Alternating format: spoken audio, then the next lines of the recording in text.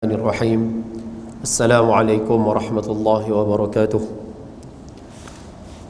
Kita mulakan pertemuan kita pada pagi ini dengan Ummul Kitab Al-Fatihah. A'udzubillahi minasyaitonirrajim. Bismillahirrahmanirrahim. Alhamdulillahi rabbil alamin. Arrahmanirrahim. Maliki yaumiddin. Iyyaka na'budu wa iyyaka nasta'in. Ihdinas siratal mustaqim. صراط الذين أنعمت عليهم غير المغضوب عليهم ولا الضالين آمين.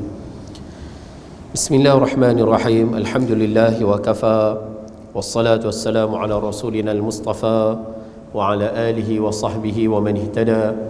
اللهم اجعل جمعنا هذا جمعا مرحوما وتفرقنا من بعده تفرقا معصوما ولا حول ولا قوة إلا بالله العلي العظيم.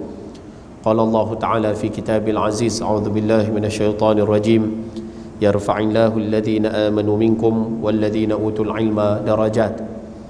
Allah Ta'ala mengangkat orang-orang yang beriman di kalangan kamu dan orang-orang yang diberikan ilmu dengan beberapa darjat. Alhamdulillah, kita rafakkan kesyukuran pada Allah Subhanahu Wa Ta'ala. Pagi ini pagi yang kalau tengok dekat dekat sini pagi yang ke-12. Saya lambat sikit kan? Saya ada, tak silap saya hari ni hari ke-15 ni. Jadi tengok oleh tu. Saya silap tengok. Tak apalah. Tapi pertengahan lah bulan Jumadil Awal 1443 Hijrah. Allah masih lagi panjangkan usia, berikan kita kelapangan, kesihatan, sama-sama berada dalam majlis ilmu pagi ini. Mudah-mudahan ada manfaat dan kebaikan dunia dan akhirat, insya-Allah. Ayah-ayah, ibu-ibu rahmati Allah Ta'ala sekalian, yang pertama macam biasa, siapa yang masih lagi belum niat i'tikaf dalam masjid untuk ilmu, boleh niat sekarang.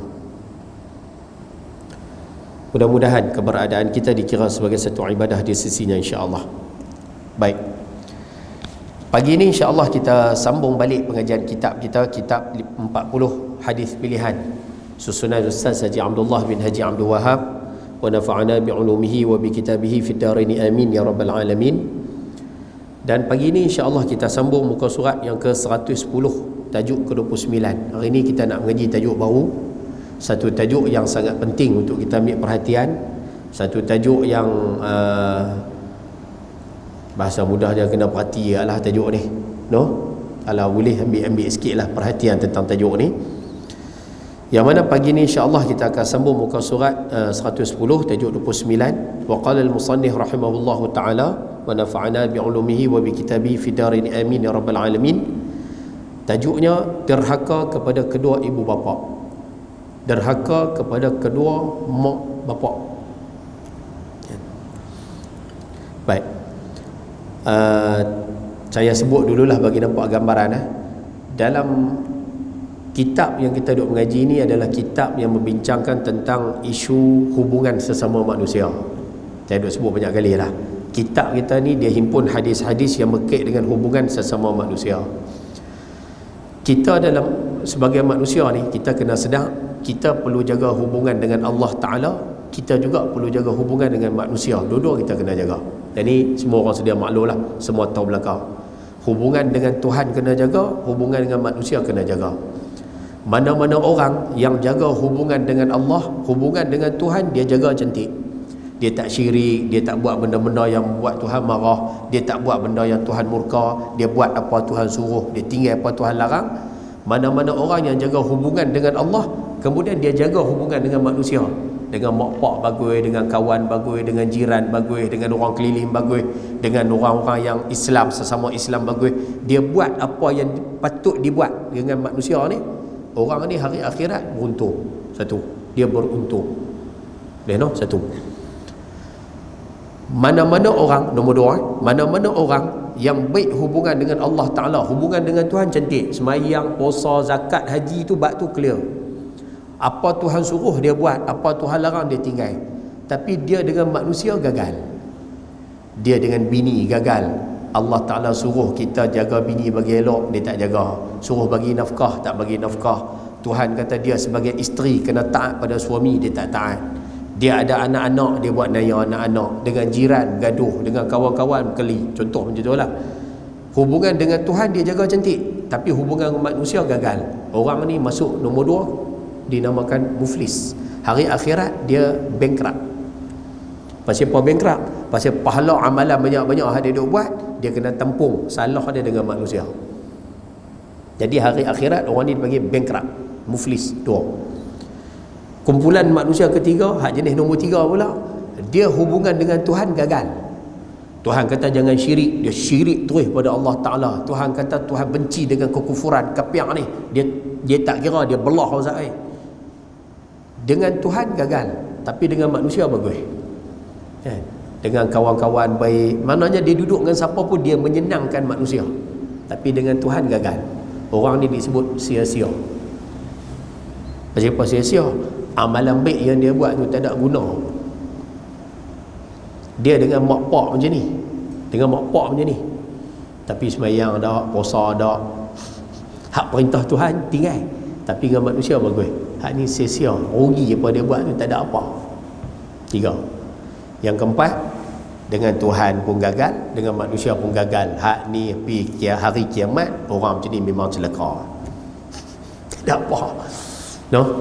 Sebab tu kita hari ni mengaji, ingat, hubungan dengan Tuhan kena jaga, hubungan sesama manusia pun kita kena jaga. Dan hari ni kita nak mengaji di antara perkara yang patut untuk kita jaga, antara perkara yang patut untuk kita elakkan. Duduk dengan manusia ni, benda-benda macam ni kalau boleh pakat-pakat jaga sikit. Pasal dia akan merosakkan amalan kita, merosakkan kehidupan kita di hari akhirat. Kita baca hadis dulu. Pasal hadis ni ada 6 poin ni, bukan 1, 6 poin. No? Kita tengok sama-sama.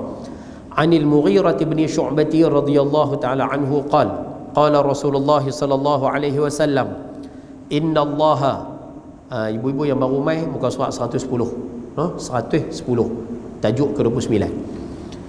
Inna Allah harrama alaikum uquqal ummahat wa wa'dal banat wa man'an wahat wa kariha lakum qila wa qala wa kathratas su'ali wa idha'atal mali atau kama qala rawahul Bukhari.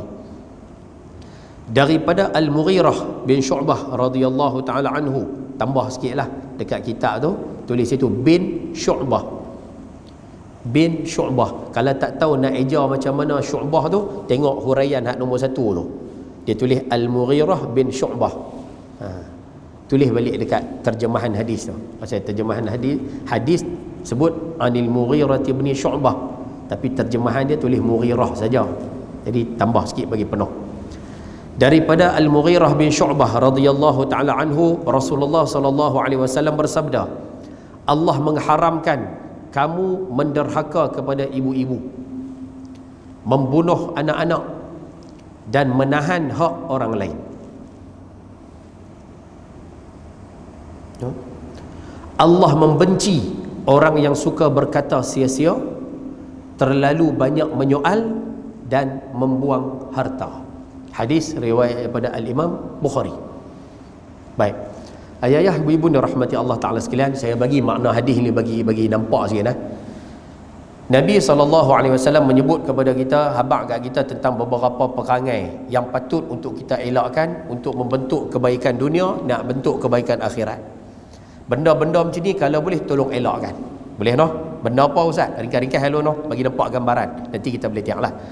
Allah Ta'ala haramkan nombor 1 derhaka pada ibu-ibu, dengan maksud mana-mana manusia antara benda besar yang dia kena jaga, benda ni bawa pada dosa besar, antaranya derhaka kepada mak. Mak tu mak apa Ustaz? Mak kandung. Pasal mak kandung duk level nombor 1. Allah Ta'ala haramkan seorang lelaki derhaka pada mak dia. Bapak boleh derhaka Ustaz? Tak. Bapak masuk dalam mak ni. Maksud dia mak tak boleh derhaka, bapak pun tak boleh derhaka, tapi mak tu jaga sungguh jangan derhaka pada dia. Satu. Boleh ke noh? Tu Nabi sebut ibu-ibu Ustaz. Pasal Nabi sebut pada ramai alaikum. Mak tak boleh derhaka.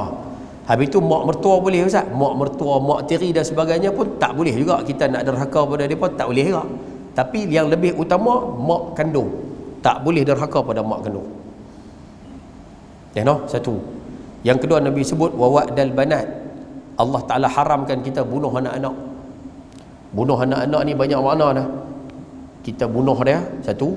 Ataupun bunuh masa macam orang jahiliah dulu, bunuh masa beranak, itu pun kira bunuh. Ataupun bunuh dalam kandungan, kita panggil gugur. Ataupun makna yang lain juga disebut, kita beranak, dapat anak, tapi kita buat tak peduli kat dia, makan minum dia tak peduli, apa tak peduli langsung pada dia, hak dia kita tak bagi, kita juga seolah-olah sedang membunuh dia. Faham tak bahasa Allah? No? Okey. Kemudian yang ketiga, Tuhan sebut, Nabi sebut waman'an wahad. Terjemahan tu tak habis tu. Waman'an maksud dia menahan. Man'an tu tahan, sekat. Wahad maksud dia ambil. Sekat dan ambil. Dalam kitab kita dia tulis menahannya. Ayat tambah sikit lagi, menahan dan mengambil hak orang lain. Dua-dua tak boleh. Allah Ta'ala haramkan kita tahan hak orang, dan juga Allah Ta'ala haramkan kita ambil hak orang. Ambil hak orang ni kami faham Ustaz. Ambil hak orang, curi, tipu apa semua ni, hak tu kami faham. Tahan hak orang ni macam mana Ustaz? Tahan hak orang, contoh mudah, zakat. Kan zakat tu orang punya kan? Zakat tu duit orang, harta orang. Kita patut bayar, tapi kita tak bayar. Makna kita sekat hak orang. Kita janji bayar utang. Bila Ustaz? 2 bulan. 2 bulan saya bayar. Janji dah 2 bulan bayar, tapi sampai kesudah Ustaz, kita buat apa? 2 tahun dah tak bayar. Kita sekat hak yang patut jadi orang lain punya. Orang lain punya benda tu, tapi kita sekat. Rupanya perbuatan ni salah.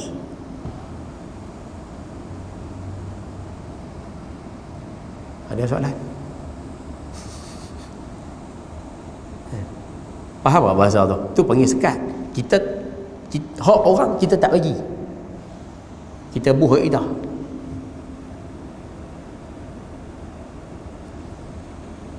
Sila.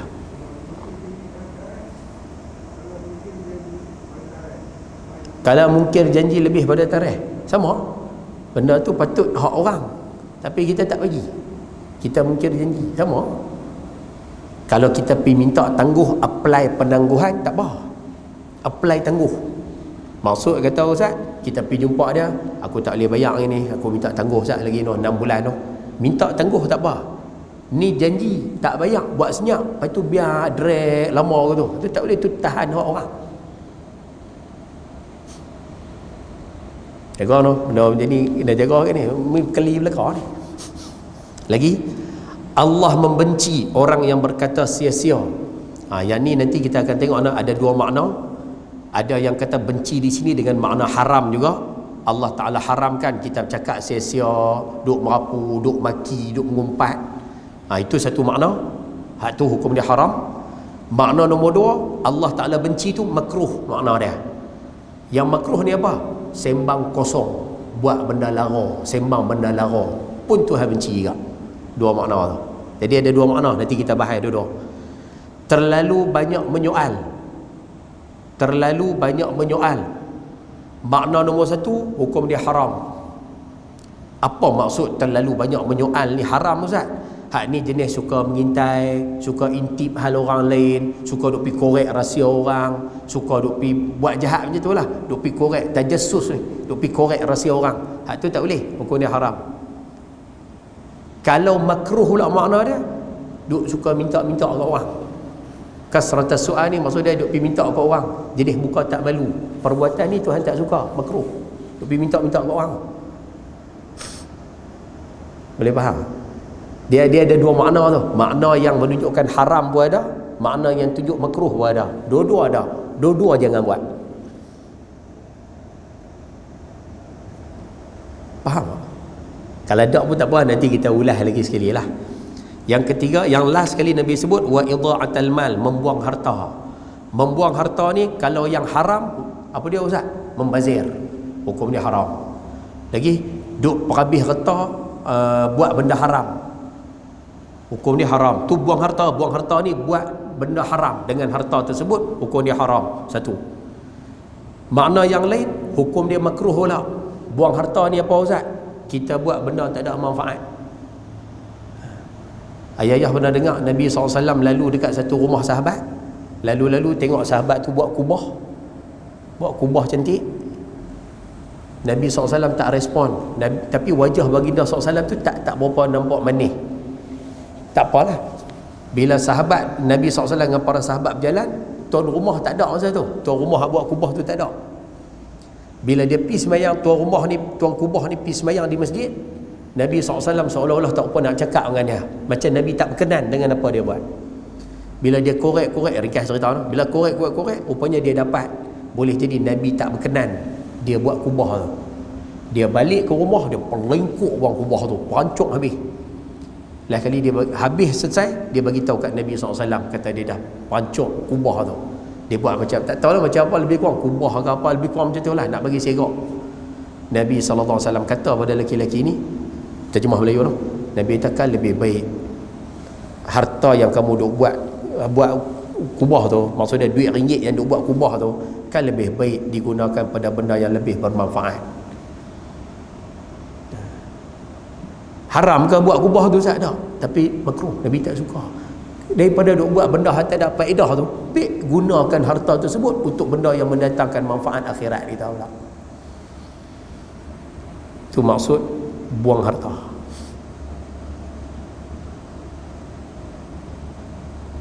Faham tak? Kapakah duk buat dah lah macam mana?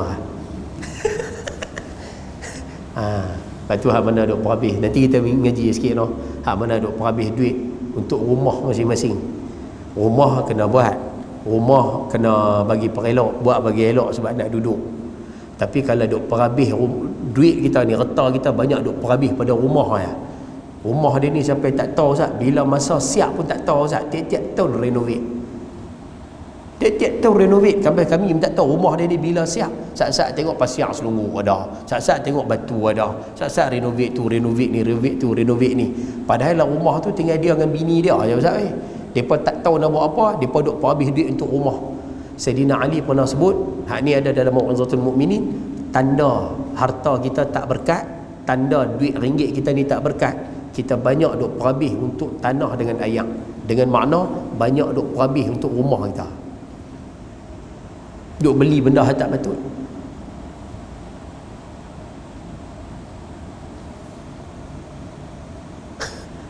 Buat yang senyap buat ya. Dah Ustaz, kalau ada keperluan buat lah. Ada guna dia Ustaz, beli ya. Tak, saya beli ni ada pasal Ustaz. Lah buat lah, tak ada masalah. Tapi duk perhabis tak ada punca.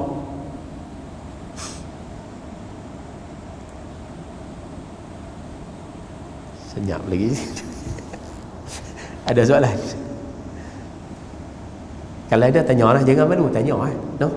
Ibu-ibu kalau nak main depan sikit tak apa, main depan, senang nak tanya. Kan? Kalau rasa nak tak jauh nak tanya apa, payah main duduk depan sikit pun tak apa. Duduk dekat box yang kedua tu pun tak apa. No? Boleh ke no? Nampak kot jalan cerita tu no? Ada 6 poin yang akan kita mengaji. Derhaka, bunuh anak-anak, duk sekat hak orang, duk pi ambil hak orang.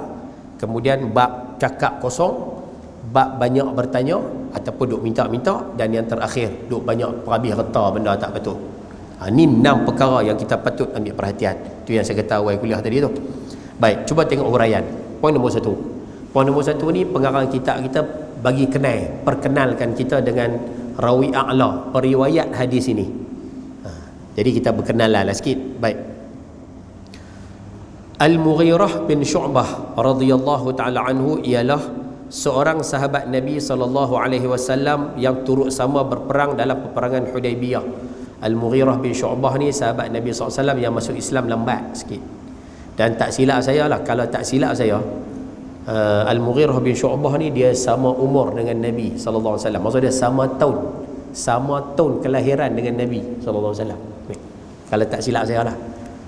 Nah, maksudnya tahun Nabi SAW lahir 571 Hijrah, tahun tu juga dia lahir, dia beranak. Ya, no? Baik. Dan dia masuk Islam lambat sikit. Dan dia termasuk, kalau nak catik boleh catik kat buku tu lah, beliau adalah seorang yang amqari. Amqari ni kita panggil genius. Rupanya sahabat Nabi SAW ni cerdik-cerdik, tapi daripada ramai-ramai ada yang cerdik dia sakan, kita panggil genius. Ada, antaranya siapa Ustaz? Amru al-As, termasuk ni Al-Mughirah bin Syu'bah, dia termasuk sahabat Nabi yang genius. Jenis genius. Baik. Ia banyak meriwayatkan hadis Nabi SAW. Ni Sayyidina Mughirah banyak riwayat hadis baginda SAW. Di samping itu, ia juga seorang ahli fikir yang tajam. Tu yang saya kata tadi, genius. Ni bukan takat biasa-biasa ni memang jenis genius. Baik. Al-Mughirah bin Syu'bah pernah menjadi gubernur Basrah pada masa pemerintahan Sayyidina Umar.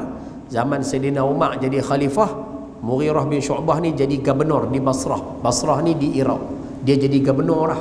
Sayyidina Umar lantik jadi gubernur. Mana jenis orang cerdik kan? Sayyidina Umar tengok ni, talent tu ada, tanjak tu ada, lantik jadi gubernur. Dan gubernur Kufah pada masa pemerintahan Muawiyah bin Abi Sufyan. Zaman Muawiyah jadi, Sayyidina Muawiyah jadi khalifah, lantik lagi, jadi lagi gubernur kan? Dan ayah kalau nak tahu, ayah pernah dengar cerita Sayyidina Umar meninggal. Sayyidina Umar kan dibunuh waktu sembahyang subuh. Ada seorang mai di belakang dia tu, mai tikam dia dengan pisau tikam di belakang ni. Siapa dia yang tikam tu? Nama dia Abu Lu'lu'ah Firuz Al-Majusi. Abu Lu'lu'ah tu mai sembahyang subuh di belakang Sayyidina Umar. Tengah Sayyidina Umar duduk sembahyang subuh, dia cabut pisau, dia tikam. Ada kata buah pisau kat dekat apa? Buah pisau pula, buah racun kat pisau tu tak apalah. Tapi mati kena tikam ataupun syahid kena tikam masa sembahyang subuh. Kalau nak tahu hak tikam tu, yang tikam Sayyidina Umar tu, dia masuk ke Madinah, dia asalnya hamba. Hamba pada siapa? Hamba pada Mughirah bin Syu'bah ni lah. Dia hamba pada Mughirah ni. Rupanya tak tahulah, dia tak silap saya ada riwayat sebut dia komplain kat Sayyidina Umar, pembunuh ni.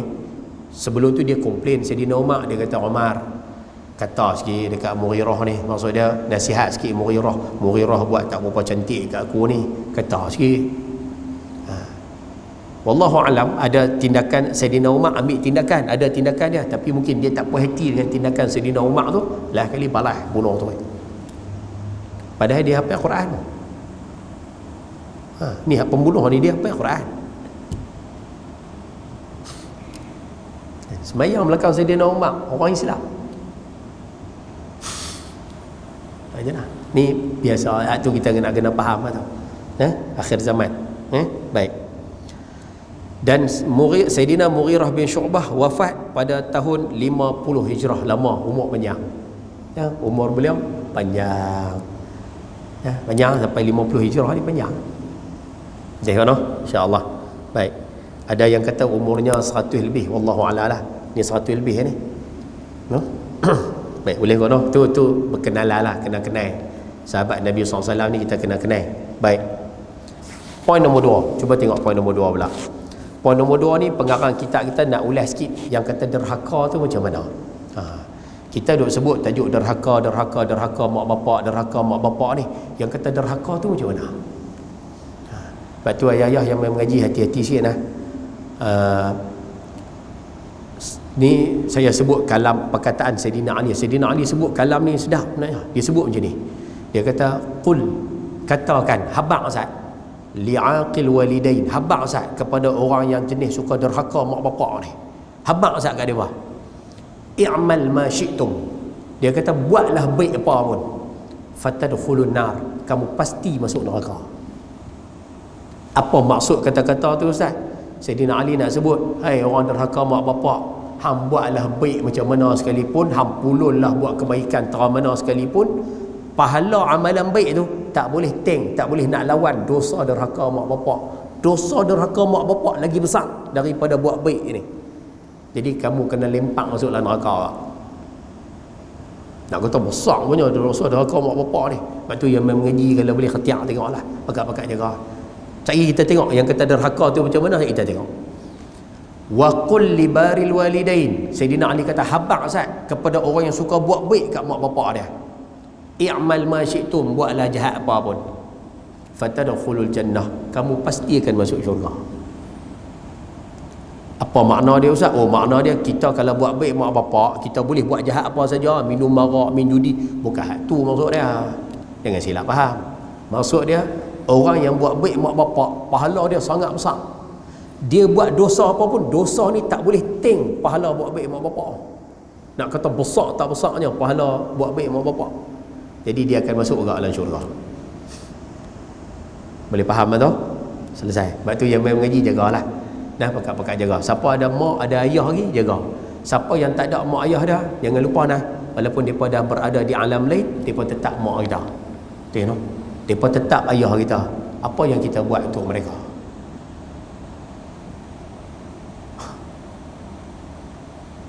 Faham tak bahasa?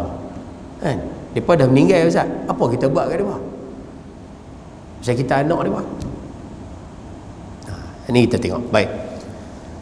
Derhaka kepada ibu dapat diertikan. Yang kata derhaka pada mak ni, mak bapak masuk sekali dalam tu lah. Yang kata derhaka kat mak bapak ni apa dia Ustaz? Baik, ayat tanda sikit lah. Sebagai melawan kehendaknya mengenai perkara-perkara yang bukan kejahatan dan maksiat. Garis semua ayat tu tulis nombor 1. Yang kata derhaka pada mak ni, derhaka pada bapak ni, derhaka mak bapak ni macam mana Ustaz? Melawan kehendaknya. Maksud dia kita bangkang apa hak dia mau. Kita bangkang kehendak tu maksud dia apa dia mau lah. Kita bangkang apa yang dia mau. Benda hak dia mau tu buat Ustaz, benda yang dia mau, ya, apa yang dia mau kita bangkang. Sedangkan benda yang dia mau tu, benda hak dia nak tu, bukan kejahatan, bukan benda dosa, bukan benda maksiat. Dia nak satu-satu benda, kita duk bangkang dah. Rupanya ia dikira sebagai perbuatan yang salah. Anak kira salah buat perangai macam tu. Dia akan minta apa pun, dia kata mat, hang nanti menikah mak, hang doa dengan mak dah. Ya, mak kada siapa, hang seorang ya anak mak. Hang doa dengan mak sana, sabar sat. Nanti mak mati rumah ni hang ambil lah. Kan? Hang nak pergi duduk rumah mak mertua buat apa? Depa sampai 4 orang, 5 orang duk ada dalam rumah tu. Depa ada orang boleh tengok kalau sakit demam, aku ni kada siapa. Tu kan permintaan ya. Permintaan tu tak canggah pun dengan hukum. Hukum kata boleh tak duduk dengan mak? Boleh. Ada bilik tak? Ada. Ada tempat tak? Ada. Ada belakang. Tapi main dengan anak payah mak saya cari rumah sewa untuk belah kulit pun. Kerja bayar lepas. Rumah sungai tiram. Tak apa mak saya cari rumah dulu siapa? Saya bini saya tak suka. Lah. Yang hampir turut bini tu apa?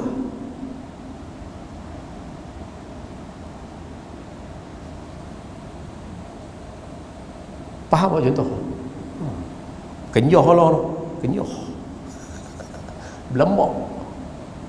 Mak akan minta apa pun. Mak kata mat pergi kedai sat beli rempah ni, contoh-contoh saya ambil contoh masyarakat ni. Pergi beli sat rempah. Apa mak pergi rempah suruh depa malas nak pergi. Lah tu kan permintaan mak suruh kamu pergi beli, pergilah. Motor ada, duit ada, dia bagi duit lagi kot dah. Suruh beli rempah. Oh, payah mak tak mau. Tu kita duk dengar ayat-ayat duk bunyi fala taqul lahum uffin.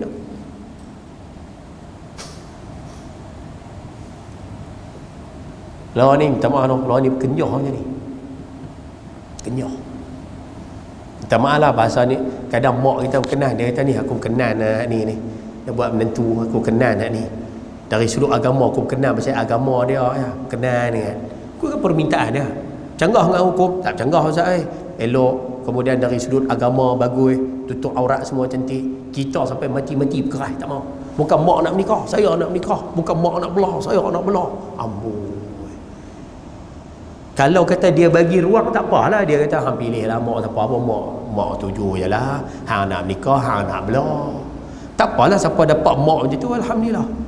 Tapi nak buat macam mana mak dia mau hak tu. Aku tak mau menantu lain, aku mau hak tu lah, dia bagus. Aku rasa tak leduk dengan orang lain, aku leduk dengan dia lah. Dia kan permintaan. Canggah dengan hukum tak canggah Ustaz. Dari sudut agama clear Ustaz. Memang Islam suruh cari yang beragama. Kira syarat tu clear. Rupanya bangkang je. Bahasa saya kasar no, dengan marah no. Rupanya orang hak jenis panggil macam ni, panggil derhaka mak bapak ni, hidup dia seh. Abang tu siap. Hidup memang seh. Sui terus hidup. Tak payah bincang banyak lah. Tak payah ada bagi ceramah apa. Hidup memang sui. Sebab tu yang mengaji jagalah. Satu. Yang mengaji ni jaga. Siapa ada mak ayah jaga. Jaga jangan bagi depa berasa hati, kecil hati, tersinggung, marah. Jangan. Satu. Ayah-ayah yang mana mak ayah dah tak ada, buat kebajikan kat mereka banyak-banyak. Dua. Ibu-ibu di belakang yang ada ada mak mertua, ada suami duk ada, mak mertua duk hidup lagi. Balik abang kat suami, abang ambil bicara sama mak abang tu. Abang bicara sama mak pak abang tu. Ambil suruh lelaki kita bicara sama mak pak dia. Nah, kalau mak minta apa-apa tu abang buatlah dulu. Tak apa, hak di rumah ni tak apa. Abang tengok mak abang tu sama. Suruh. Pasal kalau mak dia berasa hati, laki kita suai. Laki kita suai dengan kita kali suai. Dah ustaz, kalau laki saya duk jaga mak pak dia ustaz, siapa nak jaga mak pak saya? Allah, adik-beradik laki kita banyak, depa lah kena jaga. Kita ada abang kita kena jaga. Kita ada adik laki, adik laki kita kena jaga. Mak kita, adik-beradik laki-laki kita lah yang tolong ambil peduli sikit. Suami kita, mak dia ada, suruh dia tengok mak dia sama. Masing-masing dah ada. Kalau jadi suami, dia duduk pedul mak mertua. Mak mertua kata apa, jalan. Mak mertua nak pergi mana, bawa. Mak mertua tak ada duit, bagi. Hak mak dia, mak bersuara lama, aku teringin nak pergi Langkawi. 12 tahun dah nak pergi Langkawi. Duduk sebut 12 tahun dah. Tapi anak sampai sudah tak buat.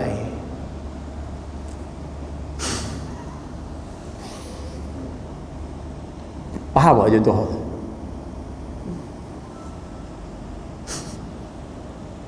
Kenapa betul balik lah? Kenapa betul? Dan ayah-ayah, ibu-ibu yang ada di sini boleh faham poin tu no. Siapa ada mak bapak, kita kena perbetul balik benda tu. Dan siapa yang mengaji hari ni jadi mak, jadi ayah, khususnya ibu di belakang lah. Siapa jadi mak, jadi bapa, ingat lah, kemaafan kepada anak-anak sangat penting. Memaafkan anak-anak sangat penting. Jangan berasa hati, jangan tersinggung pada anak-anak ni sangat penting. Macam apa ustaz? Kalau kita punya permintaan anak-anak tak tunai, kita duk berasa hati, duk merangkam, duk marah, duk kecil hati. Rupanya kita kecil hati, mereka berdosa. Kita berasa hati, mereka susah. Jadi nak kena ada kan lah, maaf tu. Nak buat je lah. Tak, saya anak saya tak faham saya. Nak buat je lah. Tuhan uji anak kita tak mau faham. Buat je lah.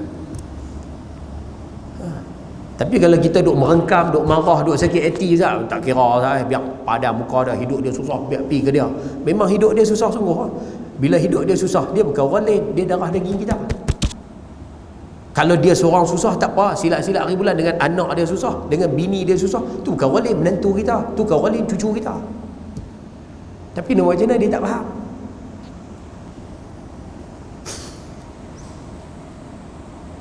Ada soalan?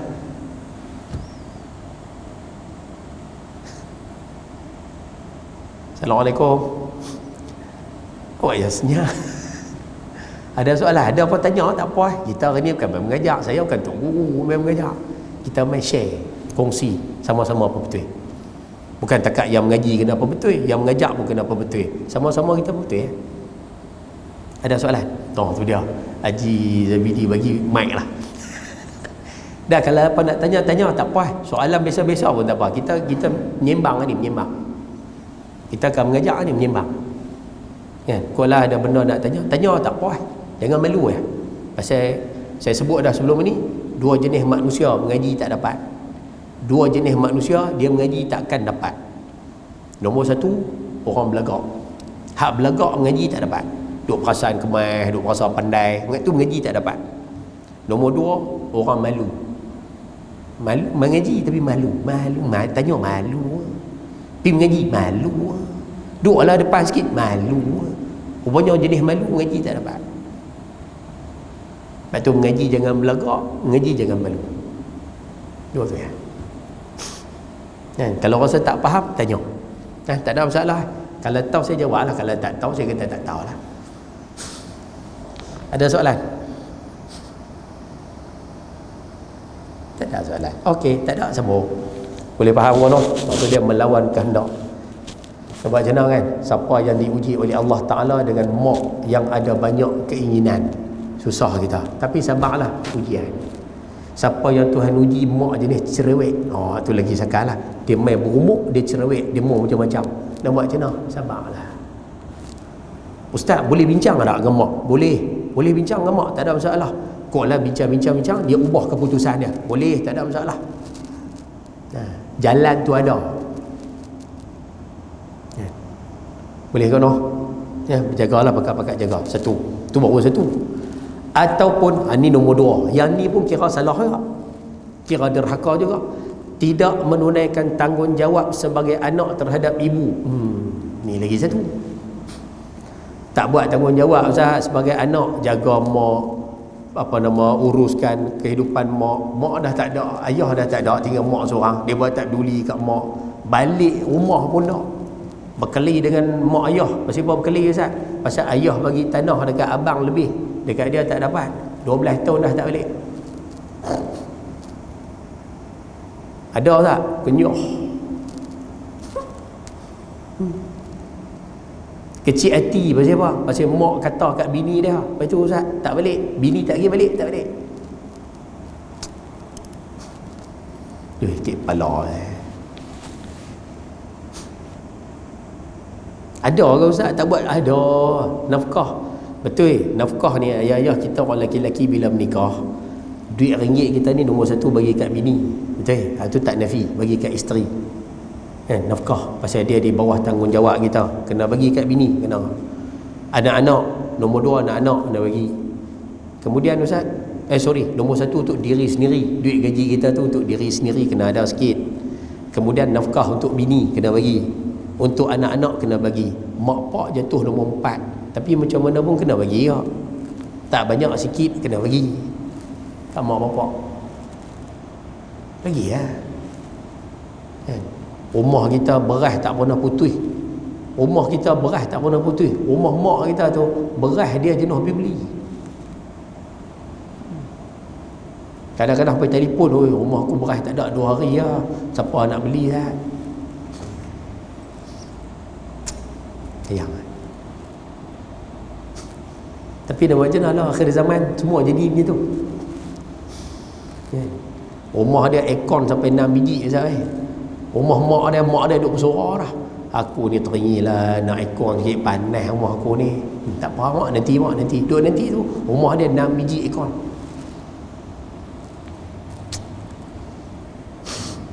Anak lama dia ni.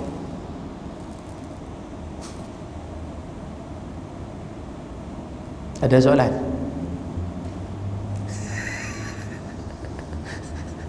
Tak maaf lah kasar ni pasal hujan kena bagi panas lah sikit. Jangan buat macam tu, tak boleh. Memang tak boleh buat macam tu. Memang tak boleh. Buat juga Ustaz, buat juga, tunggulah. Saya kata dah tadi, sekali lagi saya ulang. Hidup pasti sial. Memang sial lah, tak ada tuh. Sebab tu jangan buat. Yang main mengaji jangan buat. Orang lain buat biar-biarlah. Kita yang mengaji jangan buat. Baik. Ataupun hak ni nombor 3. Hak ni pun kira derhaka juga. Menyakitinya dengan macam-macam cara, perbuatan atau perkataan. Hak ni lagi sakan. Menyakitkan mak bapak dengan apa Ustaz? Dengan perbuatan. Sepak, terajang, katuk, bunuh. Wah tu lagi sakan. Hantar pergi rumah orang tua-tua. Ayah-ayah yang mengaji pagi ni, tanya sikitlah, tanya. Ayah-ayah kalau boleh tiap kat anak, ataupun kita marah kat anak dia buat macam ni. Ni contoh lah anak buat. Bila kita duk kata dia buat berasa. Dia tak cakap tau, tapi dia buat berasa. Dia buat muka berasa. Haji berasa je. Berasa kan. Kita cakap lebih kurang, kita kata kat dia sikit, dia buat apa Ustaz? Dia tak jawab. Dia sambil berjalan tu, berjalan-jalan pas pintu, pas pintu masuk bilik. Berasa. Rupanya mereka dikira menyakitkan kita.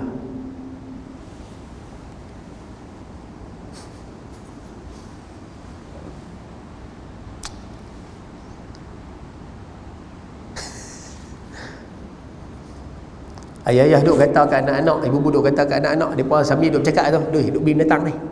Ni kira okey sikit lah, duk bim datang ni. Sakit tak? Tapi mereka tak sedar.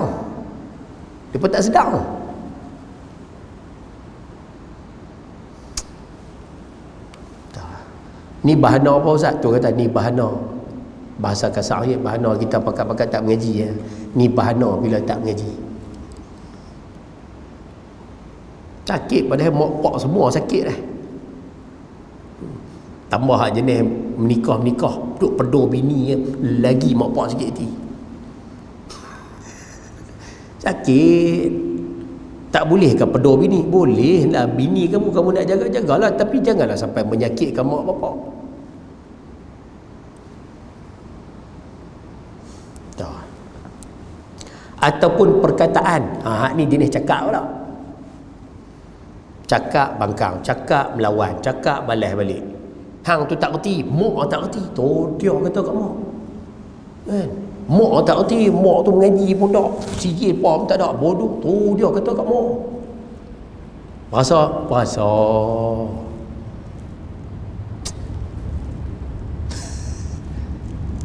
Saja kongsi ni saya dengar kuliah Ustaz Syamsuri dululah. Ada satu kuliah beliau saya dengar dalam kereta. Bagus lah tentang tajuk mak bapak ni. Dia ajak kita. Bagus lah. Dia sebut, dia kata kita kalau dengan mak bapak kita ni, sekali lah ayah boleh praktik, kalau ada mak mentua pun boleh praktik sekali. Dia ajak kita, dia kata kalau boleh mak ayah kita ni kalau dia tanya apa pun, dia kata try kalau boleh try. Jawab kata boleh dulu. Apa benda pun jawab kata boleh. Contoh macam ni, jawab kata boleh dulu. Contoh dia kata mat, hang free hari Ahad ni, mak nak ajak hang pergi beli ubat tak? Jawab dulu kata boleh. Jawab dulu boleh. Mat, apa petang ni hang nak pergi mana-mana? Jawab dulu tak pergi mana-mana. Pasal apa dia suruh jawab itu? Supaya paling mudah ya, supaya bila kita habaq, contohlah dia kata mat, hang petang ni nak pergi mana? Jawab tak pergi mana. Padahal kita macam-macam kerja nak kena buat ni. Jawab dulu tak pergi mana. Supaya apa? Supaya dia cerita apa hak dia mahu. Dia habaq dia kata tak pergi mana, hang main rumah tak boleh ah. Baik rumah patah. Mai Zat tolong buat Zat boleh tak? Ni kami duk tutup air dekat depan tu. Tokok tu tutup terus ni. Boleh tak mai Zat? Kita kata dulu kosong supaya dia habaq apa dia mahu. Kalau kita tak boleh pergi, saya tak boleh Zat petang nak pergi hantar anak sekolah. Khatiaklah cara lain, telefon adik ke. Oi, hang pergi tengok rumah mak ayah tak ada. Hang pergi tengok aku nak pergi hantar anak sekolah Tak apalah, carilah jalan. Kalau kita perak awal-awal terus, mat hang free tak petang ni mat? Allah mak petang ni mak saya buat sampai ke malam mak ni hari Selasa ni hang pergi mana-mana. Allah mak Selasa ni daripada keluar subuh mak terandah sampai ke 12 malam. Lepas tu baru kita tanya, nak buat apa mak? Tanya masa tu jawapan dia, tak apa dah hang saya buat tak apa. Tak apa tu.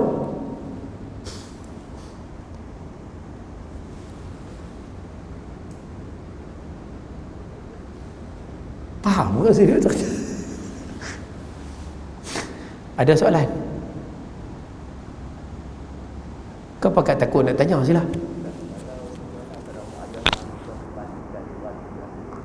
Mak ayah yang suka membandingkan adik-beradik. Maksud dia abang tu bagus, dia duk puji menjang. Hak mana hak teruk sikit dia camdek, sedia-sedia camdek yang ni point kita sebut, kalau kita tu duduk pada status anak, kita tu sebagai anak. Nah, kita kalau jadi anak hak mana Ustaz? Anak hak dapat pujian selalu tu. Okey, kalau kita ada jadi anak yang dapat pujian selalu, kalau boleh kita sampaikanlah nasihat sikit pada mak tak payah puji apa adik pun bagus lah. Adik pun bagus lah.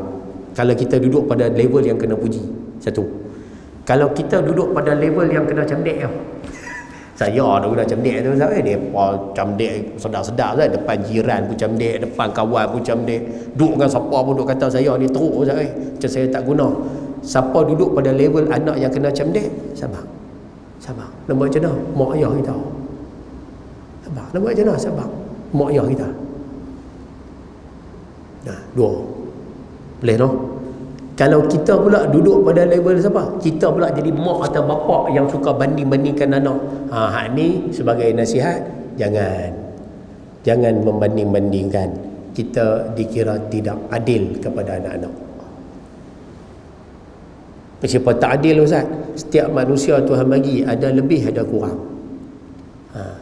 Ada lebih ada kurang. Anak sulung ada benda lebih tapi ada benda dia kurang. Anak hak kita duk camdek selalu, dia ada kurang, tapi dia ada kelebihan dia pula. Jadi kita nak kena kawal lah tu. Kalau jadi mak bapak, kena kawal sikit tu. Jangan duk pergi banding-banding, duk cerita anak ni bagus.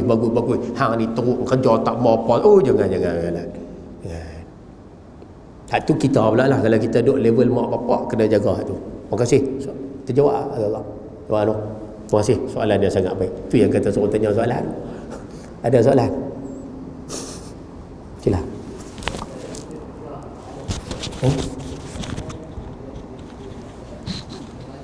Alright. Tak. Kalau kata Ustaz, kita beri teguran, kita ni nasihat mak ayah Ustaz. Contoh, mak ayah saya kecil manis Ustaz, kecil manis tinggi pula tu. Lepas tu kami duk sekat lah, anak-anak duk sekat lah, jangan bagi dia makan manis Ustaz. Kan? Kami duk kata habaq Ustaz. Hak tu kira derhaka? Tak? Tidak. Tu dia panggil anak yang bertanggungjawab, jaga kesihatan mak ayah. Tak, mak duk kira nak makan tak Ustaz? Dia nak makan tak? Hak tu kena pandai-pandai lah kita. Carilah gula O ke, stevia, pandai-pandai lah. Hak tu kena pandai-pandai tu, kita kena bijak menguruskan orang ni, dia kena bijak. Jangan duk berkeras, mak apa tak reti, kaki kena keras padam muka. Tu tak boleh. Walaupun depa salah, tapi kita tak boleh tembak terjai-terjai kat depa, tak boleh. Orang kita lah, mak ayah dia nak tegur tak, dia tegur terjai-terjai tu ya. Jadi mana nak letak firman Allah Ta'ala, wa qul lahuma qawlan karima, cakap benda-benda mulia, benda baik-baik kat dia. Dah Ustaz, memang ayah saya salah, mak saya ni suka mengata ke orang Ustaz. Satu Sungai Tiram kedai, sebut kata besar, semua orang kedai mulut capui. Kami ni anak besar tu lah. Okey. Lepas tu nasihat, boleh nasihat mak so duk kata ke orang, mak hang tu so duk cakap pandai, hang dulu pun macam tu kak, hang tu so duk ajak aku. Okey, cukup lah. Tengok dia temperature naik lah, cukup. Sekejap lagi tengok dia pergi kata, mak, kita dia mak tak kata ke orang mak kan? Dia orang kata kat kita pula, hang tu so duk ajak aku tahu lah dosa haram tu aku reti Okey, sampai bila Ustaz nak kena macam tu? Sampai kita mati ataupun sampai dia mati? Ataupun dia berubah? Kita buat macam mana? Mak pak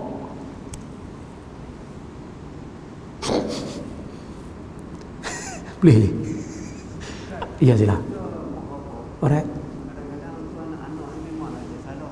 Okey.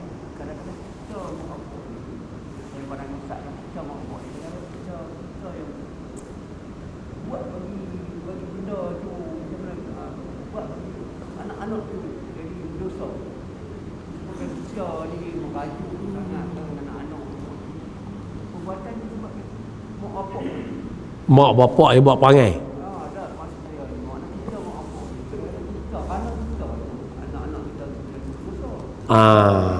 Alright. Kadang-kadang Ustaz, kita mak bapak ni duk buat perangai, duk buat kelaku ataupun duk bercakap duk apa, perangai kita, kelakuan kita, percakapan kita membuatkan anak-anak ni buat dosa pada kita Ustaz. Maknanya kita punca menyebabkan anak-anak buat dosa kat kita. Anak saya Ustaz bukan tak mau balik Ustaz. Dia bukan tak mau balik. Setiap kali dia balik, balik kata pang ambil beg lempak lah apalah Ustaz. Lah kali anak tu merajuk tak mau balik. Contoh macam tu lah. Mak pak puja. Kalau hak ni macam mana lah Ustaz? Kalau hak ni silap dia pada mak ayah. Hak tu tak dikira, anak tu tak dikira derhaka sebab bukan dia yang buat. Dia balik Ustaz macam biasa, bawa balik anak cucu orang ni, mai kat pak ni jenis perungih tak tentu hala. Tengok nampak muka hang balik, aku tak kira ambil beg lepak perang tu. Hang tu suruh pijak mak aku haram pijak mak. Amboi. Mak pak jadi punca. Akhirnya anak tak balik, anak tak tunai tanggungjawab. Kalau macam ni salah tu pada tu, salah tu pada mak pak balik dia punca. Kan? Tapi kita sebagai anak Ustaz, sebagai anak, kalau kita duduk level anak tu, buat macam mana? Tuhan uji aku dapat mak pak macam ni. Tuhan uji aku dapat mak pak kuat marah, perungih macam ni. Boleh tak Ustaz? Kalau saya dah mak pak jadi tu, saya pergi mana pun semua saya duk kutuk mak pak saya tak boleh pakai, mak pak saya teruk. Hak tu kita berdosa sebab kutuk mak pak sendiri. Sabar buat je. Habuan kita.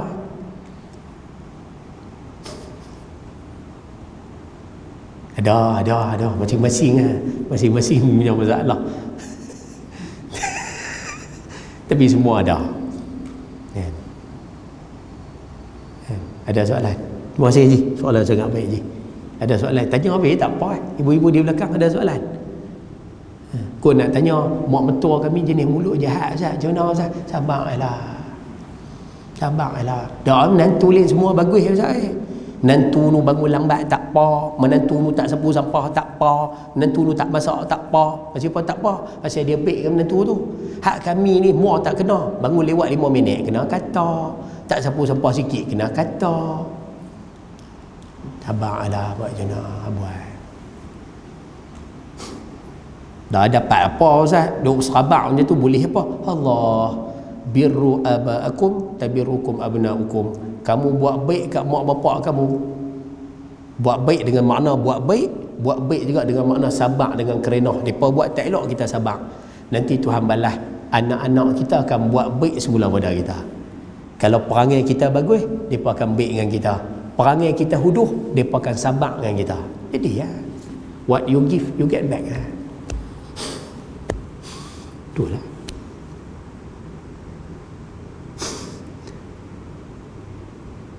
Ada question?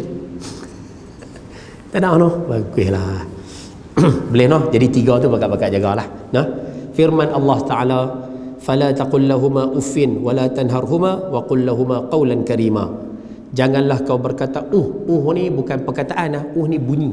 Apa sahaja bunyi yang membuatkan mak ayah berasa hati itu tak dibenarkan. Jangan kamu berkata pada kedua ibu bapa. Janganlah herdik keduanya, jangan tengking, jangan tinggi suara. Sebab tu dengan mak pak jangan tinggi suara. Apa pun jangan tinggi suara. Melainkan kalau mak ayah kita dah ada masalah sound dia trouble sikit, tu tak upayalah. Tu pun tinggi patut padalah. Jangan duk cengkah mak. Ya. Tak boleh, tinggi suara tak boleh. Geram macam mana pun jangan tinggi suara. Dan bercakaplah dengan mereka dengan kata-kata yang baik, yakni dengan kata-kata yang mulia. Surah Al-Isra ayat 23. Selesai no? Cerita bab derhaka. Baik, poin nombor 3. Menanam anak perempuan hidup-hidup. Ni jenis bunuh anak pula. Perkara yang kedua yang diharamkan oleh Islam adalah menanam anak hidup-hidup. Ayah-ayah, ibu-ibu yang main mengaji, kita lari tajuk sikit boleh? Nampak stres lari tajuk sikit. Atas nombor 29 tu kan kosong kan, contiang sikit boleh? Contiang sikit sebelum tu saya tanya dulu lah. Saya bagi di sini tanda orang jahil, bagi ada sikit maksudnya tanda orang bodoh ada? Ada? Tak ada? Tak ada no? Tak ada, tulis sikit.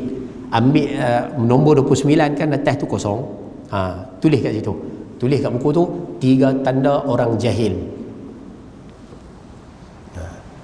Kalau lorak Penang kita ni 3 tanda orang bodoh. Maksud dia siapa ada perangai ni, tu tanda dia ni kasar ni bahasa dia bodoh. Harap-harap yang mengaji. Kalau tak ada, alhamdulillah. Kalau ada, kita perbetul sikitlah. InsyaAllah. Nombor 1, tulis kat situ, kagum dengan diri sendiri. Kagum dengan diri sendiri.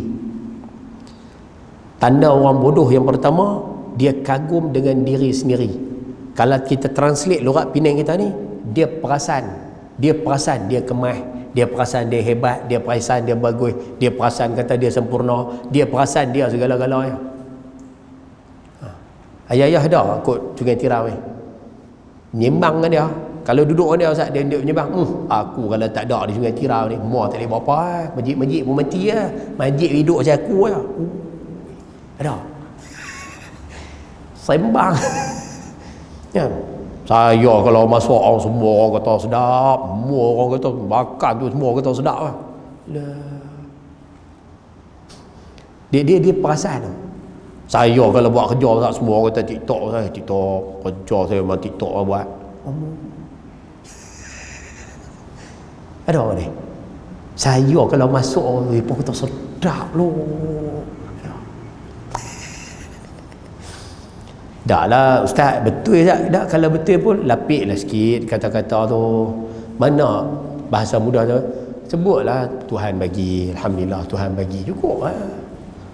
Sedap tu pun Tuhan bagi, pandai tu pun Tuhan bagi, buat kerja TikTok pun Tuhan bagi, semua orang senang dengan kamu, semua Tuhan bagi.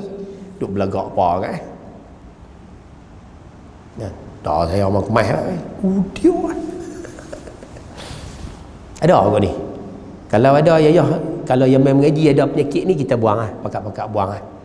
Kalau kata pergi di luar jumpa orang yang ada penyakit macam ni, dia ada penyakit, sembang dengan dia, Ustaz, semua tak jatuh Ustaz. Sembang, muak diri sendiri ya Ustaz. Jenis dia duk berasa dia kemas Ustaz. Kalau jumpa orang macam ni, duk jauh sikit. Sebab penyakit bodoh ni dia cepat berjangkit. Dia lebih kurang COVID lah. Dia cepat main. Nanti sekali dengan kita akan cakap gitu orang. Dia penyakit. Boleh kan? Satu.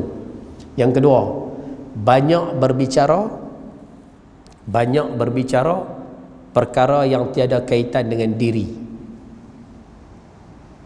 Banyak berbicara perkara yang tiada kaitan dengan diri. Yang ni bukan saya kata, nah ni yang sebut ni Sayyidina Abu Qatadah radhiyallahu taala anhu, sahabat Nabi SAW. Poin ni saya ambil daripada kalam beliau sahaja. Banyak berbicara perkara yang tiada kaitan dengan diri. Nak bagi senang faham, duduk dengan dia, sembang dengan dia, bicara dengan dia, mana kalau ada dengan dia Ustaz, orang ni tak betul, orang ni tak betul, orang ni tak kena, orang ni merepek, orang ni salah, orang ni tak reti, orang ni bodoh, orang ni tak mengaji, orang ni apa. Kira bicara tajuk orang ya.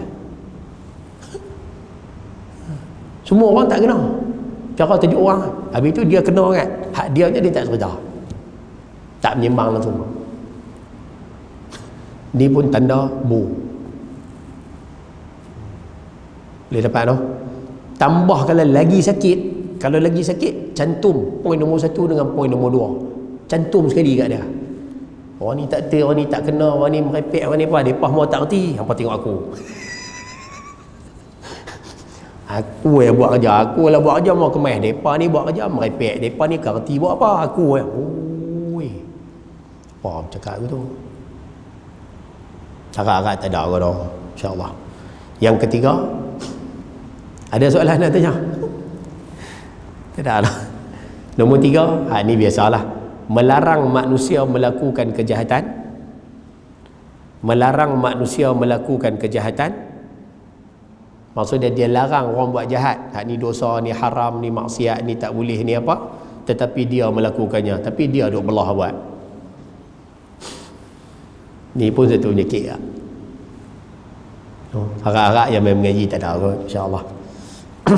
Boleh kan? Baik, selesai. Okey, sambung poin nombor 3. Oh, kita sambung. Okey, antara perkara yang Allah Taala haramkan selepas daripada derhaka mak bapak tu satu tadi. Kemudian poin nombor 3 ni, menanam anak perempuan hidup-hidup. Kan? Menanam anak perempuan hidup-hidup. Ni budaya siapa Ustaz? Ni budaya Arab Jahiliyah. Arab Jahiliyah bunuh anak perempuan hidup-hidup. Zaman Fir'aun, zaman Namrud, dia bunuh anak lelaki hidup-hidup. Zaman Fir'aun lu bunuh anak lelaki. Zaman Jahiliyah bunuh anak perempuan. Zaman kita lagi kemas, lelaki perempuan dua-dua sapu. Kira kita teruk dah dulu. Zaman Fir'aun dia bunuh anak lelaki ya, anak perempuan dibiarkan hidup. Zaman Jahiliyah anak perempuan semua dia bunuh, anak lelaki dia biar hidup. Zaman kita Ustaz, tak kira lelaki perempuan, semua sapu. Baik, sambung. Menanam anak perempuan hidup-hidup adalah perbuatan yang pernah dilakukan oleh satu suku Arab sebelum Islam. Ni puak Jahiliyah dulu. Kan? Ayah kalau tengok depa beranak, kalau keluar tu anak perempuan, buka bapak tu tak syok dah.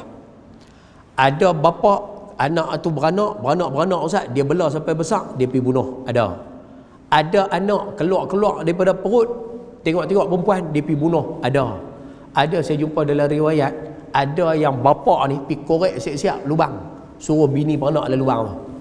Kalau cuih keluar perempuan, kambuh terus. Tu budaya dulu. Buat je lah. Bagi mereka anak perempuan ni tak bawa keuntungan. Ni dulu punya pahaman. Padahal ayah yang ada di sini, kita kalau ada anak lelaki ke perempuan, tambah kalau ada anak perempuan, kan Nabi kata siapa ada anak perempuan 3, pak dia, mak pak dia syurga. Ada 2, mak pak dia syurga. Ada seorang pun mak pak syurga.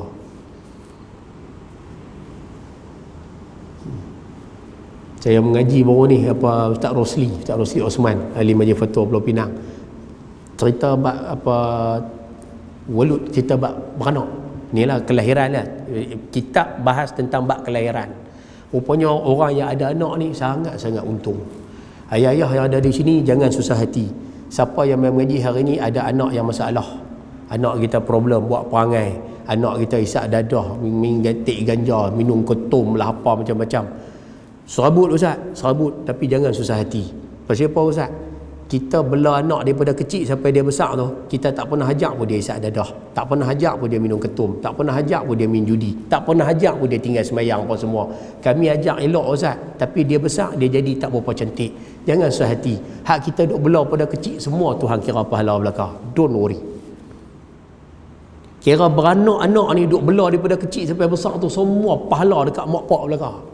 Lagi ramai anak, lagi banyak pahala. Sebab tu jangan susah hati. Sebab tu kalau anak kita duk mak, cik nak beranak 2 orang. 2 orang apa abang dah? 12. 12. Beranak ya tak apa. Mana ada mak bapak beranak anak daripada kecil sampai besar dia ajak ni nak minum arak macam ni, nak minum judi macam ni. Tak ada. Kita ajak benda baik. Depa buat benda baik, kita dapat pahala. Depa tak buat, kita tak dapat pahala. Tak apalah. Depa buat benda jahat, kita tak pernah ajak Ustaz. Depa buat benda jahat, depa berdosa, kita tak dosa. Kita kan pernah ajak depa. Anak ibu-ibu kalau boleh jalan. Tak, kalau boleh lagi lah, kalau boleh jalan. Jangan takut, jalan. Haji gelak je. Kalau boleh lah, tak apa, jangan takut. Habis tu anak kami Ustaz bermasalah sekarang. Tak apa, ujian untuk kita. Ayah-ayah ada anak 5 orang yang bermasalah berorang, salah seorang je Ustaz tu ujian. Saya anak 8 Ustaz, lepas tu hak lain okey Ustaz, ada abang kakak-kakak dia mau okey, mai kat ni Ustaz tak tahu Ustaz, sikit pala Ustaz berapa orang yang masalah, seorang tu Ustaz alhamdulillah ujian. Ustaz saya anak 5 Ustaz, 5 merepek, semua jadi pondan belaka. Contoh wal'ayazubillah, semua jadi merepek Ustaz hak tu kena cek dari sudut pendidikan, salah didik ke apa, hak tu kena cek balik. Hak tu lah. Tengok-tengok pak pondan kau memang anak tu pondan semua. Tak apalah. Benar. Boleh noh, selesai, sambung. Jadi jangan malu, lelaki perempuan tak apa, semua rezeki belaka. Pada adat orang jahiliah dulu, melahirkan anak perempuan ini adalah memalukan. Malu tak boleh ragas pokoknya. Kan? Zaman dululah. Mereka percaya bahawa anak perempuan akan bawa nasib buruk dan fakir. Fakir ni maksud dia miskin. Ada anak perempuan bawa kemiskinan. Dah, tak ada anak ni keluar rezeki. Nah, don't worry. Sebab tu kalau siapa dapat rezeki, kaya pun tak, kaya tak kaya Ustaz, saya ni anak ala ramai Ustaz alhamdulillah, itulah harta paling berharga. Tu harta paling berharga, anak. Baik, sambung. Pada zaman moden ini, zaman law ni, keadaan yang sama berlaku apabila ibu-ibu telah membunuh anak-anak mereka. Law pun jadi Ustaz, law pun jadi. Orang bunuh anak, law pun jadi. Cuma Allah sakan sikit. Ada yang membunuh sesudah lahir, ada. Tu yang dulu kita duk dengar buang anak dulu. Lah kurang dengar tak tahu noh. Dengar. Tengok kurang banyak cerita buang anak tak tahu pi mana lah kah. Kan? Dulu kan cerita buang anak, bunuh anak, lempak lah tu, lempak lah ni. Mai satu musim tu dia musim buang anak kan Malaysia ni jenis musim. Tembah jatuh gaung, 3-4 biji bas jatuh gaung. Mai musim ulak sawah saja. Mai anak lempak lentung saja. Lah mai musim mana? Lah musim orang gila nak pegang jawatan. Nak belah raya. Aduh, sikit pala. Baik, sambung. Ada yang membunuh sesudah lahir, ada. Dan ramai pula yang membunuh anak waktu masih dalam kandungan. Ayah tulis kat situ pengguguran. Pengguguran. Ni pun ada. Ni pun satu benda yang dilarang oleh Islam, pengguguran. Kan? Tapi banyak orang buat, banyak. Baik. Pembunuhan seperti ini pada hari ini, pembunuhan jenis dalam berandah beranak sebelum beranak apa semua ni, bukan lagi didasarkan pada adat, bukan sebab adat dah, tapi didasarkan pada teori ilmu pengetahuan. Semua jenis cakap pandai belakang lah ni kan. Pasal apa dia tak bunuh anak, Ustaz? Bunuh anak pasal apa? Pasal dia kata payah, nak bela anak susah, ada kadang buat pengguguran, ada kadang-kadang Ustaz dia buat apa, perancangan lah. Dia buat perancangan keluarga tanpa sebab. Kalau ada sebab rancang keluarga ni tak apa, rancang lah. Saya nak anak 3 saya, pasal apa? Saya operate belah perut Ustaz, tak boleh beranak ramai, okey lah, masalah kesihatan. Saya kencing manis Ustaz, tak boleh beranak ramai, okey lah kan. Tapi dia tak mau anak banyak, pasal apa? Kalau ada pun dia cari jalan, makan ubat, makan apa supaya gugup, supaya tak lekat. Pasal apa buat perangai tu? Buat tengok. Dengan tidak mengira seks anak dalam kandungan, pembunuhan seperti ini dilakukan dengan alasan paling senang. Alasan apa? Cuba tengok. Negara tidak lagi sanggup menampung lebih ramai penduduk. Pasal apa? Pasal tak mau banyak anak. Ni dulu pernah jadi kat satu negara kan. Ada satu negara, dia pakai panduan ni. Dia hadkan anak dalam negara ni boleh beranak seorang 2. Ada kan? Tak payah sebut negara mana. Saya ada rakaman ni. Bila mai ujung-ujung ni tahun 2018 hari tu, depa buat umum pula, siapa yang ada anak lebih, siapa yang mengandung, beranak dan sebagainya, kerajaan akan bagi apa insentif, akan bagi imbuhan, akan bagi ganjaran. Pasal apa? Sebab depa dah lama sekat anak-anak ni, tak bagi beranak ramai, tak bagi rakyat beranak ramai, lah kali masalah penduduk semakin ketara. Orang mati banyak, hak baru beranak tak ramai. Jadi dia tak balance. Bila tak balance, mereka buat kempen pula suruh beranak ramai. Tu. Pasal apa? Pasal ada negara yang had macam tu. Baik. Ataupun si ibu masih belum bersedia menyambut kelahiran anak. Hak ni pun satu kot ni. Pasal apa? Payuh anak ramai tak ada nak kasih sayang. Aduh. Apa orang yang lazat tu? Tak ada Ustaz. Allah. Ataupun menganggap anak sebagai beban pada mereka. Saya tak mau anak banyak Ustaz. Saya apa? Gaji tak cukup. Coy, pikir apa orang cakap piak ni. Pernah jumpa jenis orang cakap tu. Saya tak mau anak banyak Ustaz. Takut lagi duit tak cukup, nak pergi makan apa? Makan pasiak lah. Apa pikir macam cara kapiak pikir?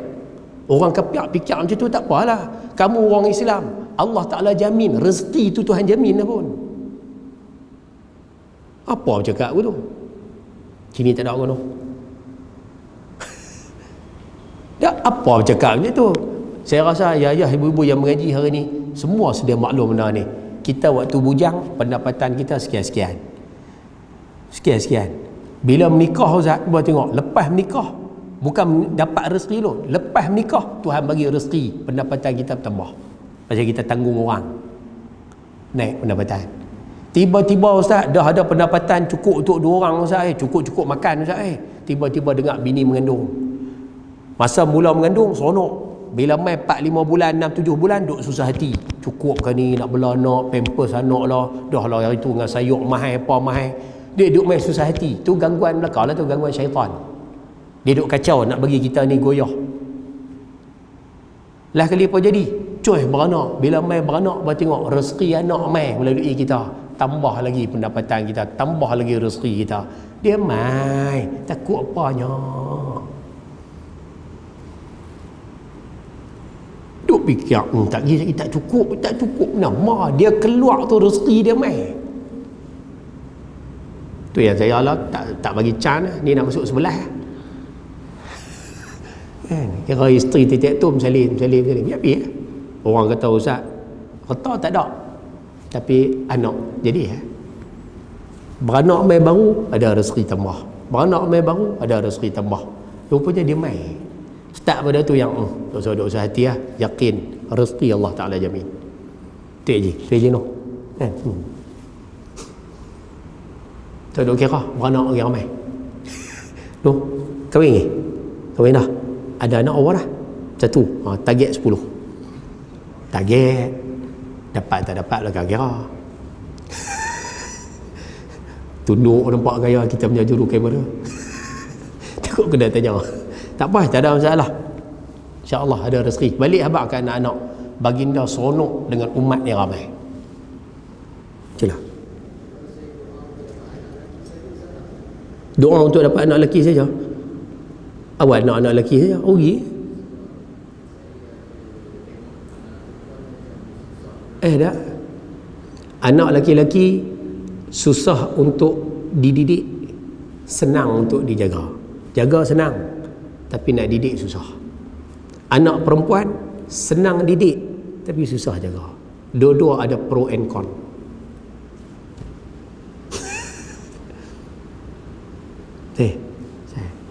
Doa dapat, laki perempuan dapat, alhamdulillah, tak ada masalah. Sambung. Boleh kan?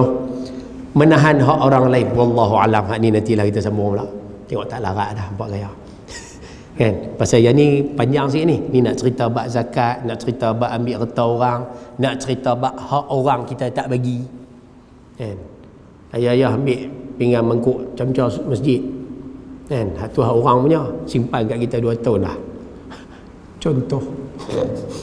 Nanti kita mengaji hak tu bulan depan insya-Allah. Nah, buat contoh lah tu. Mudah-mudahan ada kebaikan, mudah-mudahan ada manfaat. Ada soalan nak tanya? Tak ada soalan. Baik. Jadi kalau tak ada soalan, saya rasa cukup sekadar tu dulu. Apa yang baik daripada Allah Ta'ala, yang buruk kalau majlis saya sendiri, mohon maaf terkasar bahasa, tersalah kata. Sekian, billahi taufiq wal hidayah. Assalamualaikum warahmatullahi wabarakatuh. Bismillahirrahmanirrahim. Alhamdulillah rabbil alamin, wassalatu wassalamu ala asyrafil anbiya wal mursalin wa ala alihi wa sahbihi ajma'in. Rabbana atina fid dunya hasanah fil akhirati hasanah wa qina adzaban nar. Sallallahu ala sayyidina Muhammad wa ala alihi wa sahbihi wa baraka wa sallam. Walhamdulillahi rabbil alamin. Taqabbalallahu minkum.